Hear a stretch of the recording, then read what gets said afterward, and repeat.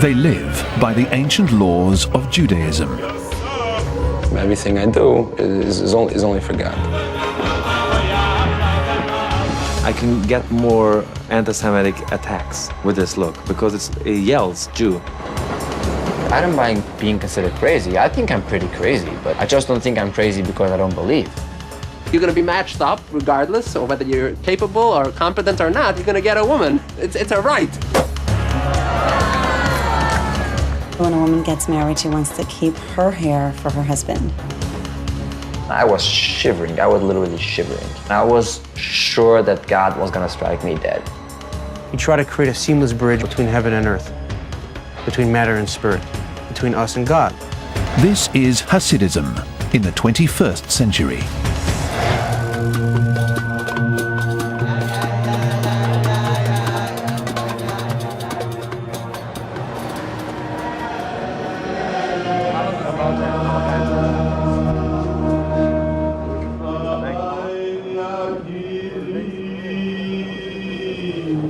It could be Russia or Poland in the 1800s, but this is New York in the 21st century. This is the inside of a Hasidic synagogue, a place few outsiders see.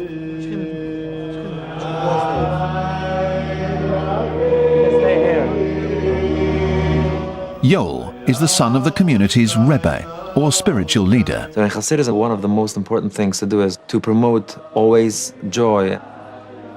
In the Torah it says that the reason why humans are punished is not that you didn't serve God, but if you don't serve God with joy, that is the problem.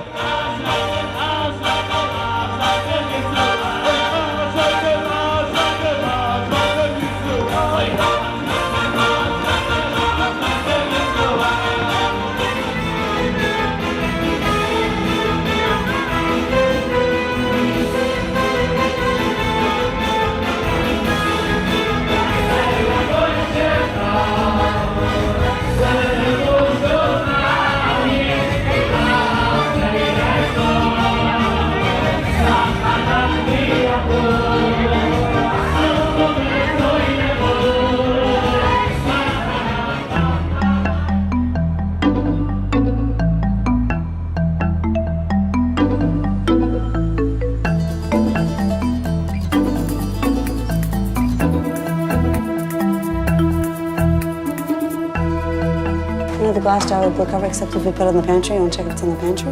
Yoel Lebovitz and his wife Toby were introduced through a matchmaker, like most Hasidic couples. Most of the time, a matchmaker, somebody in the community, somebody who knows your parents or knows you, will think of some boy, her nephew, her neighbor, her son's friend, and will say, oh, I think that'll be good for so-and-so, and she'll make the phone call generally to the parents, because the girl and the boy are still young.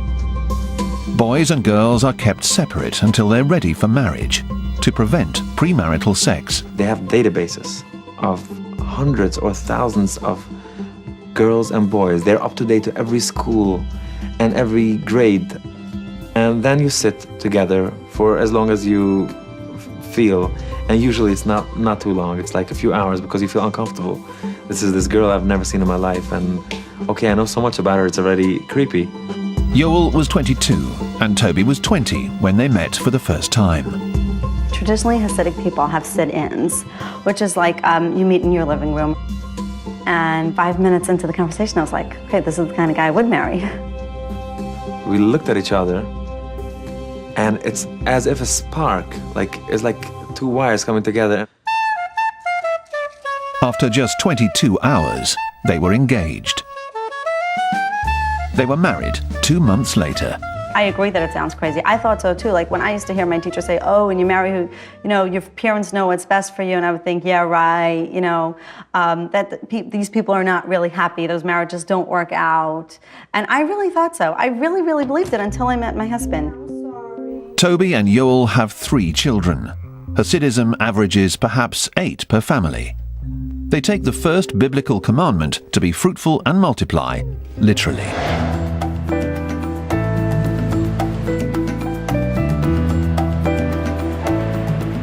Yoel and Toby Lebovitz are among the estimated 180,000 Hasidic Jews in the United States, out of a total of 6.5 million Jewish people.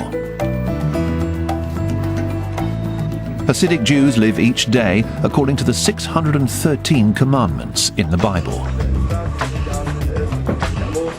Like other young Hasidic men, 20-year-old Matisyahu Devlin devotes 14 hours a day to prayer and studying religious texts. But Matisyahu is a little different.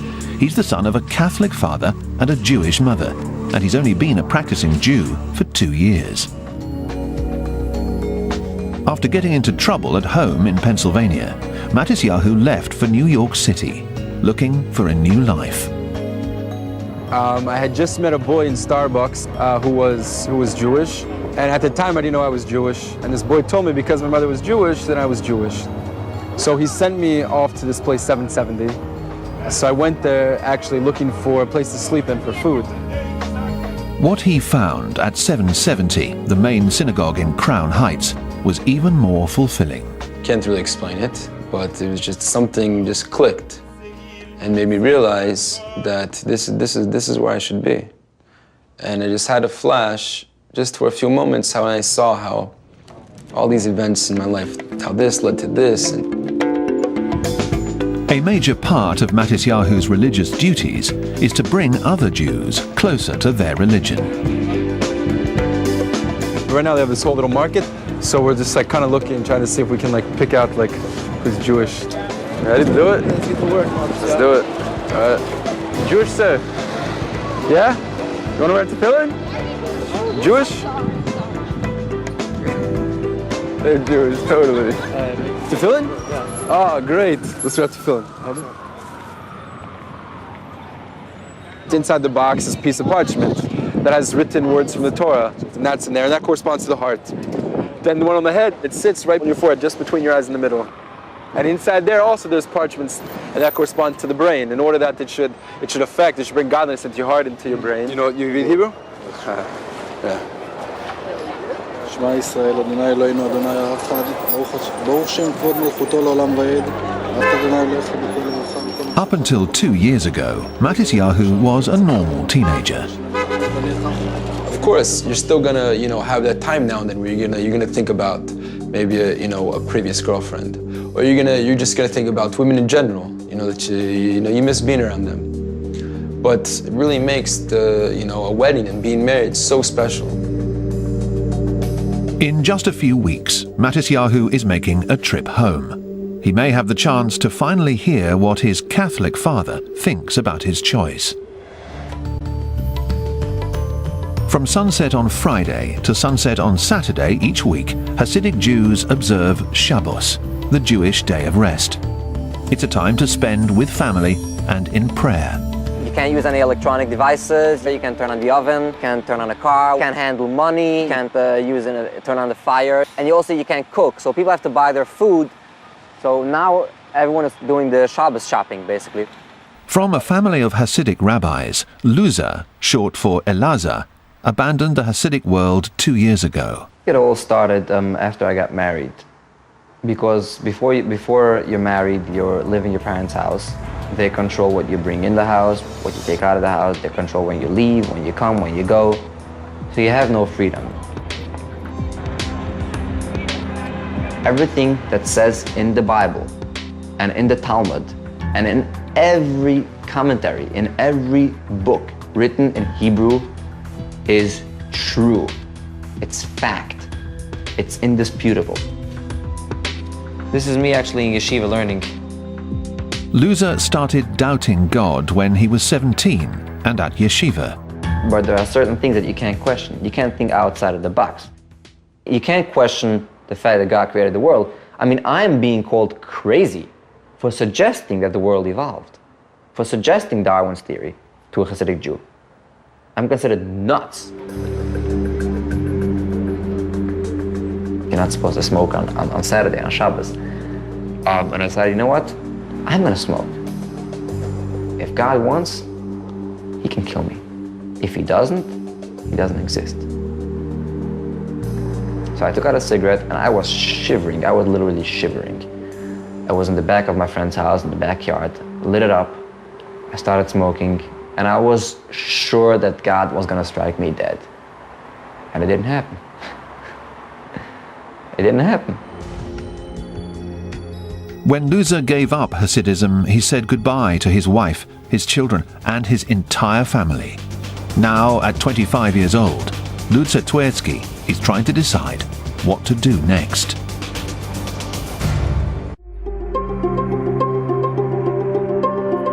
Inside this typical American home north of New York City lives a very atypical couple, Yoel and Toby Lebovitz. And this is the bar. Although I'm not a real drinker, but when guests come, I like to entertain them. And it came with the house, so I didn't destroy it. This is a mezuzah. Every Jewish home has it. This is just a little fancy. I got it from Israel, and it has the Western Wall inscribed in it. You kiss it whenever you pass by. Now this is our marriage certificate. And it has my name and my wife's name. And it has basically the whole contract of our marriage. They live by biblical rules and rituals that help them through each day. It's kind of like living within a frame almost makes life, because you can go from here till there.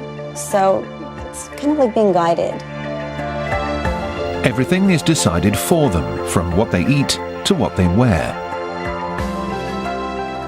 They live by strict dietary laws: no pork or shellfish, no mixing dairy with meat. But some say the ancient rules were simply intended to keep people healthy. Then there's kosher food. You don't eat anything except just natural things like fruits, vegetables. But any packaged or processed thing needs a certification. So you'll notice on every product, especially here in America, most of the products have a little symbol that it's kosher. They reject much of Western culture as shameless and dangerous. Being Hasidic in 2011 is probably harder than being Hasidic ever was, because we really want to protect our children from the dangers of, internet and other media. There's no filter in TV, so you can't filter out the women singing, the immodest dressing. So it has been banned many years ago.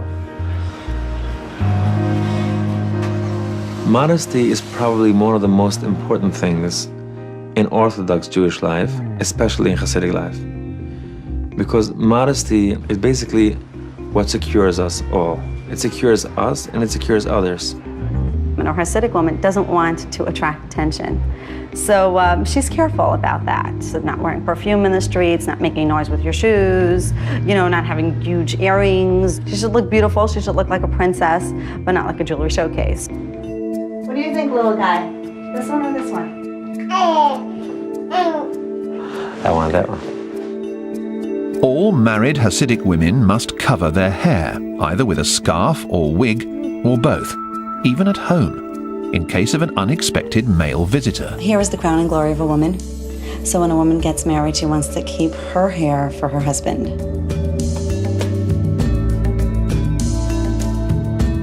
Yoel accepts the strong reactions to his clothing, sidelocks and beard.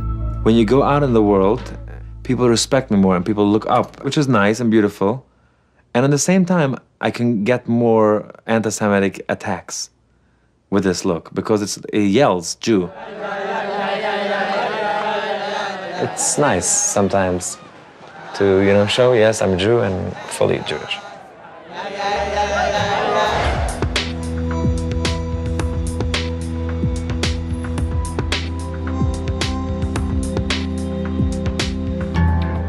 "24-year-old Fagi Meir gave up being a Hasid several months ago. She never felt comfortable in the community. You're going to be matched up regardless of whether you're capable or competent or not. You're going to get a woman. It's a right. It's an entitlement. And so, yeah, it's a serious challenge for people leaving. Here it's a battle.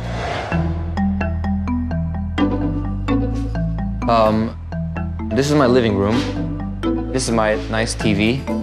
And I just sit on the chair or on the bench here or on the floor and watch TV. After leaving his family, Luzer spent months sleeping on friends' sofas and even living in his car.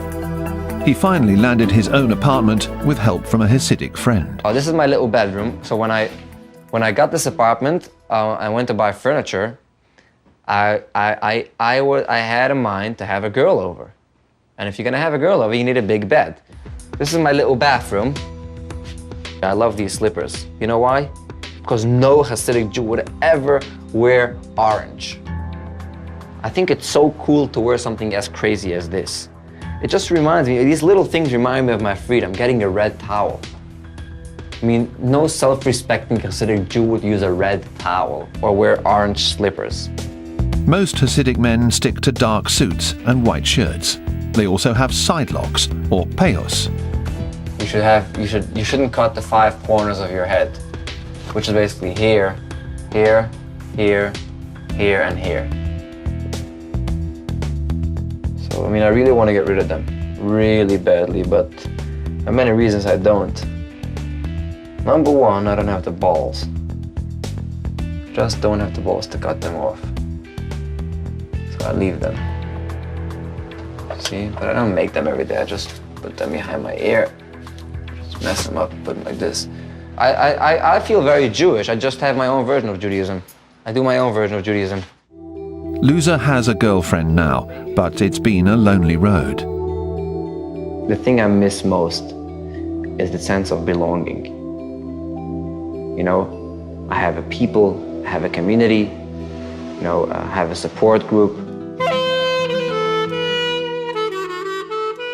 Who's gonna look after me if I'm in danger, if I'm in a jam? No one. That doesn't happen in the Hasidic community. You're always looked after. People worrying for you, there are people caring for you all the time.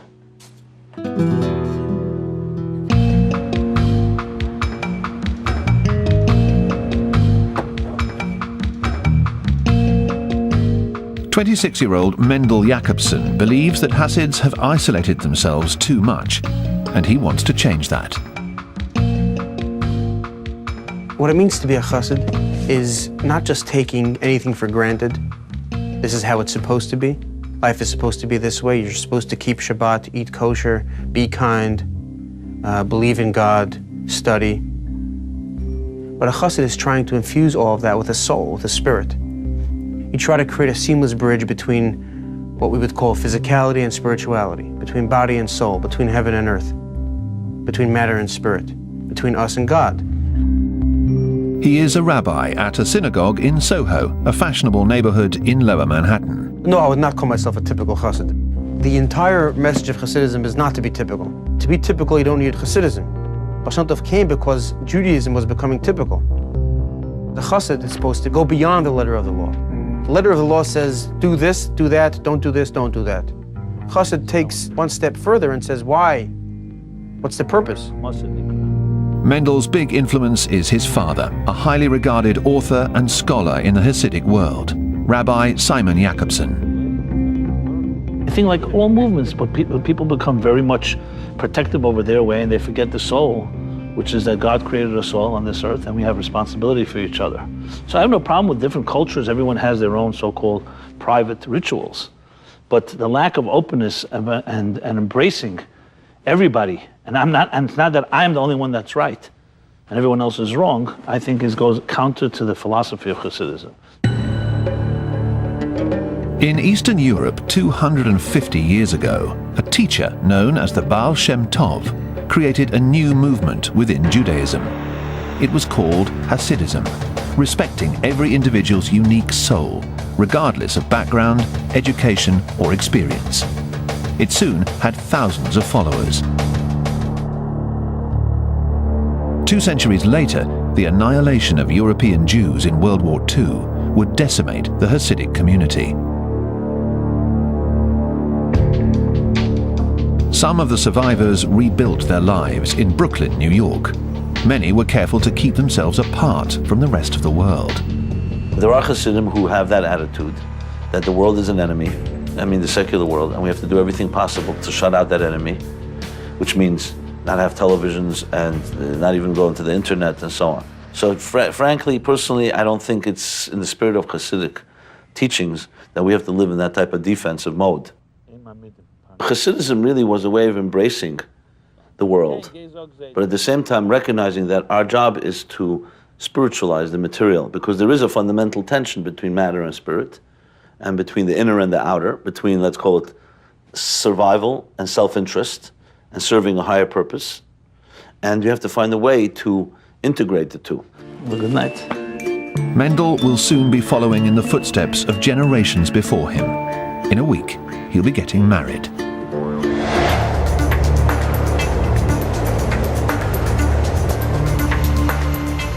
As a newcomer to the community, 20-year-old Matisyahu Devlin has lived in the Hasidic neighborhood of Crown Heights for nearly 2 years. Everything that a religious Jew might want, you can get here. The clothing store, the hat store, and the kosher food stores and kosher restaurants, and the fish store and the fruit stand. Everything we need is here. You only have to walk a few blocks. So it's very great. You're living with a very large Jewish community, so to be here, you're not just living with other Jews, you're part of a very big family and everyone's here. How you doing, Sal? How you doing? Baruch Hashem, Baruch Hashem. What's going on? Everything all right? Yeah, everything's great. Thought I'd come take a look at hats. Nearly all of the Hasidic men in Crown Heights wear black hats. Jewish law states that covering your head is honoring God. As a new member of the community, Matisyahu wants the best hat he can afford. When we pray, we wear a hat. When we go to see the rabbi, we go with a hat. A yarmulke, a plain skull cap does not do it for us. We usually carry a hat and a skull cap underneath. And when we pray, we wear a hat all the time. For Matisyahu, wearing the right hat is a symbol of his deeper transformation into a member of the Hasidic community. All right, take care, Sal.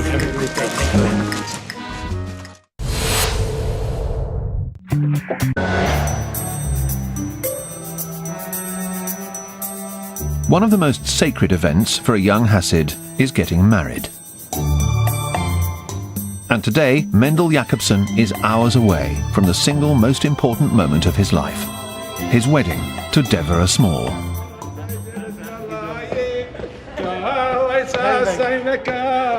Oh yeah, I feel great. I feel at peace, which is interesting actually.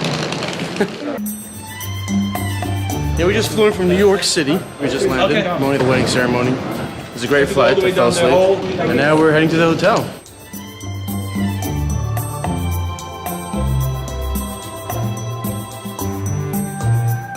They have not seen or spoken to one another in a week, a custom in their community. It's about creating eternity. You know, marriage today has become somewhat like a party. You know, here it's about really sanctity. It's about eternity. It's about knowing a moment of truth that lasts forever. I'm already welling up, just thinking about it. The bride is in a separate room where she receives congratulations from her female guests, who also hope to get her blessing. On this day, the bride is considered almost holy. The women are in a special room, and that's where everyone goes to the bride for a blessing. The bride has a tremendous honor and responsibility that she's thinking about the entire Jewish community.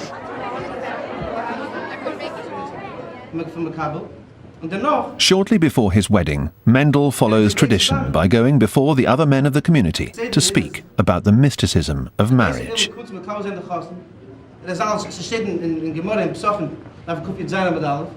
And then at a certain point, after I'm done repeating this Hasidic discourse, explaining the esoteric and mystical meanings of the whole event, the whole wedding, there will be a procession. And I will see the Devorah for the first time in a week when I enter the room that she's in. For modesty, Mendel covers his bride's face with an opaque veil.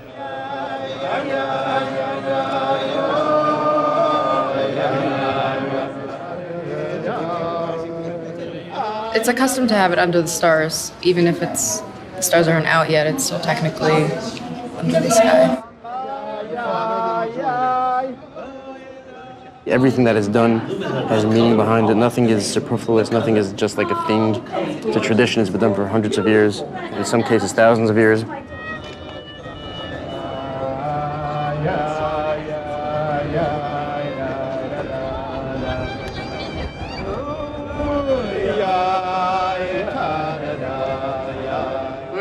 Teres Hasidus, the Dirchas Mazel Tov, and the Rebbe's signature. English translation. By the grace of Hashem, and they too continue a ring in that eternal golden chain of Jewish continuity and eternity. Hare at Mekudeshesli Das Ushaviso.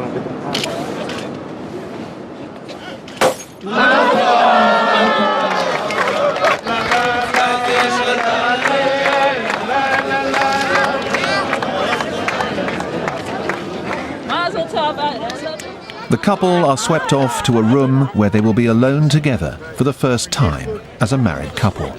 They're privately with each other as a husband and wife. They'll be there a few minutes, and then they will go out, probably take some pictures, and then greet their guests, and the party begins.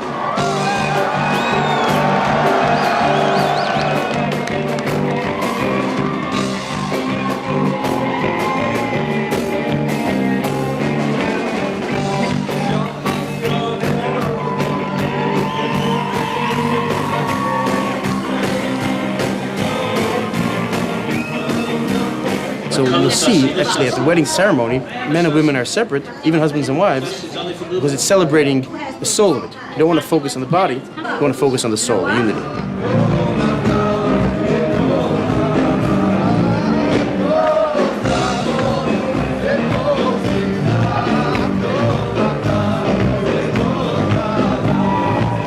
And the reason it's just a great celebration is because it's literally like the creation of the world. It's two opposites coming together to create a new whole. Marriage. Devorah completes me. So it's very difficult for me to even imagine life any other way.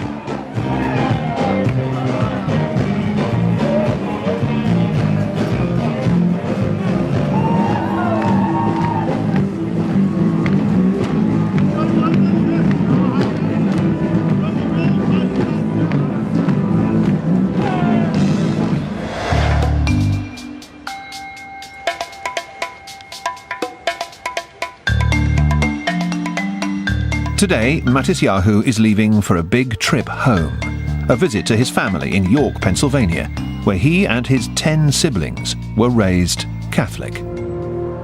So I grew up my life going to Catholic school and went to church on Sundays. His mother was Jewish, but not very observant. Throughout high school, my friends would always make these, comments to me like, "Oh, you're such a Jew," or things like this. Even though I didn't, know I was Jewish, everyone knew my mother was Jewish. So my friends, they'd make comments to me all throughout high school, "Oh, you're such a Jew," or, "Stop being a Jew, Matt," So once becoming religious, now, they'd be like, "And you really are a Jew." The only thing Jewish they observed at home was Hanukkah, the festival of lights, commemorating an ancient victory over the Greeks, who tried to force Jews to assimilate. Matisyahu is planning to celebrate this Hanukkah with his family for the first time as a Hasid.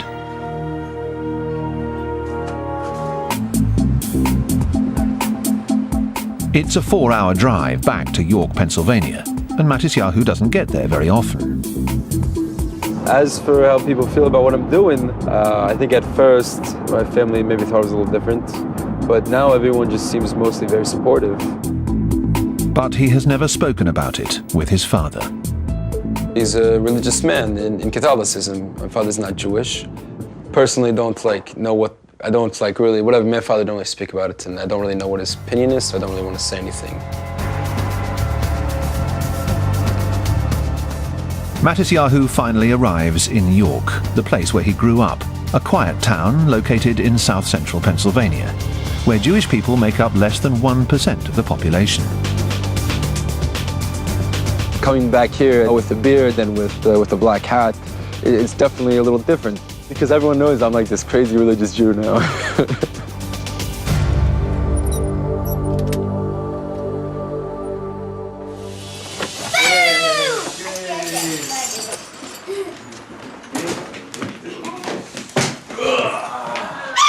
No bark. How you doing? No bark. No, just on. Hey, Matt. Hey, how you doing? I'm good, how are you? Thank God, how are you? Good? Good. Hey, brother cowbell. boy, how are you? Thank God, I'm doing great. Good. I forgot that Matisyahu is the 6th out of 11 children. Good to see you. Maybe I might stay later. I might maybe go to Lancaster for Shabbos and then stay a couple more days after that.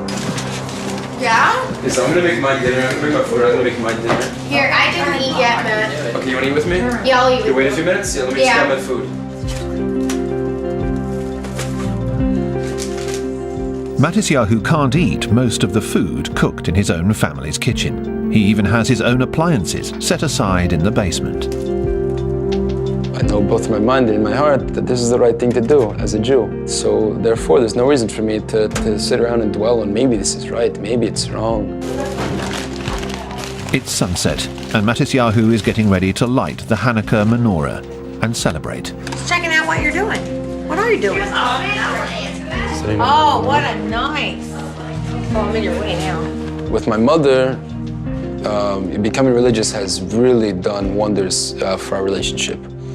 Growing up most of my life, my mother and I did not get along very well, mainly through my own fault. Put it on, where can we burn it on the kitchen table? Dad has the best opinion. Dad, what do you think? You think maybe you think this? I mean, I don't think it gets smoky from. I never saw it get smoky, but if this is your picture, so I don't want to. Well, you don't want to smoke all my part. I mean, it's never smoky. Yeah, I know, I didn't want to. Cover up the Christmas. No, you watched one. Here, put this on. It's good. You could have one too if you want. I don't know if you want to. I gave Andrew has one. If you want to feel left out, doesn't matter. Look here, I got guilt for you too. Here, look, I got guilt for you. Great. This one's a little smaller. Yeah, everyone's gonna sing, right? Sing what we know. Okay. Yeah, of course. You sing that.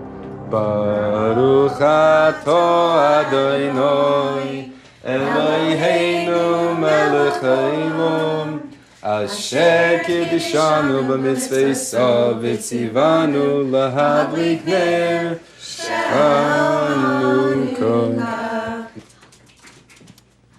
Happy Hanukkah, everybody. Happy Hanukkah. Right. At a time, I think when he was very vulnerable, people that were God-fearing and loving took him in, because it could have turned out differently. Yep, it's plenty for everybody. Go. Oh my gosh. Why is it called that? Because it makes you feel. No one does. They run. What? He just seems so settled and so much more, I don't even want to use the word happy, because that's not the right word, like peaceful, and he just seems so much better. And you're always Catholic. But once you've been baptized, it's, theologically, it's an indelible mark on you. And you can walk away from it, but you still have that, mark. He hasn't necessarily said, wow, I love what you're doing, but he never spoke against it. He sees his son who is doing something, he's religious and he's following God, and I think for him, it's good for him.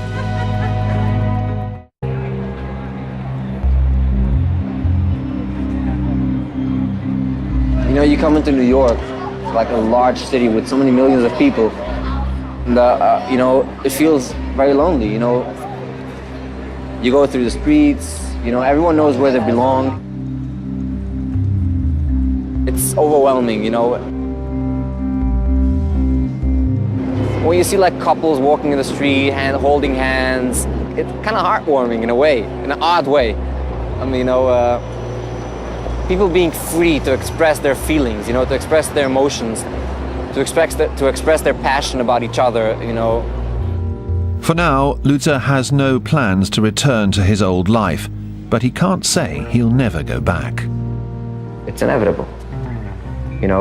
I was raised so certain that is the right thing to do. There's no way it wouldn't cross my mind that maybe I'm wrong.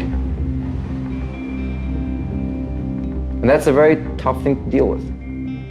Dealing with regret is a very tough thing.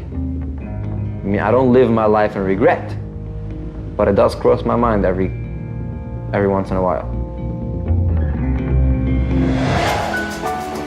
Simon Jacobson believes Hasidism must find a balance between tradition and a fast-changing contemporary world. I welcome you all that are here, and as well as online audience. It means my God. So I think there's going to be some pain involved, because there are going to be Hasidim who are going to, so to speak, fall out of the system. It's inevitable. But at the same time, I think there'll be some that will become real Hasidim of the 21st century, who know how to embrace the developments of this world and actually bring godliness into it instead of running the other way. And I believe, and firmly believe, that these teachings will spread and it will change the world. That's the ultimate future of Hasidus. Back in Brooklyn, Matisyahu has resumed his studies.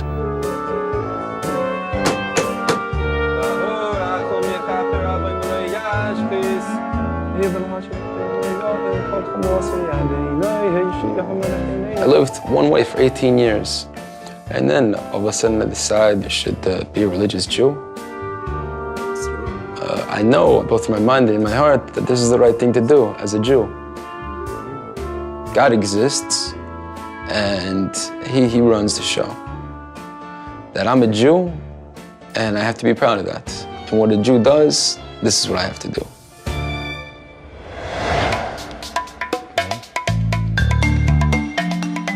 For Yoel and Toby Lebovitz, it's all about faith and family. By the corner there's a house with a big bear and a blue dreidel. Tonight they celebrate a traditional Hasidic Hanukkah, commemorating a time when a tiny nation defeated the ancient Greeks. Well, every holiday is really very important. This one specifically, I think, the Greeks weren't going to kill the Jews. They just wanted to assimilate us. That's a mighty lot, God. It's a lot about the family. It's a lot about the women and children.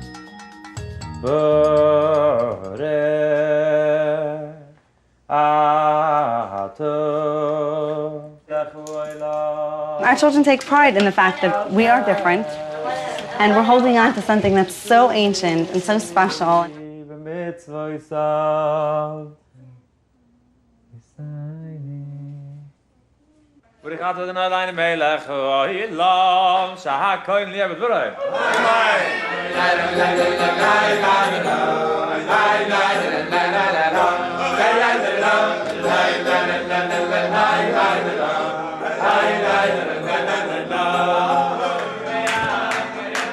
So I think Hasidism in the core is a beautiful thing, and I just wish that everyone who is a Hasid and even who is not a Hasid should be able to see the light and feel the joy of real Hasidus and indulge in it and live a beautiful, happy life.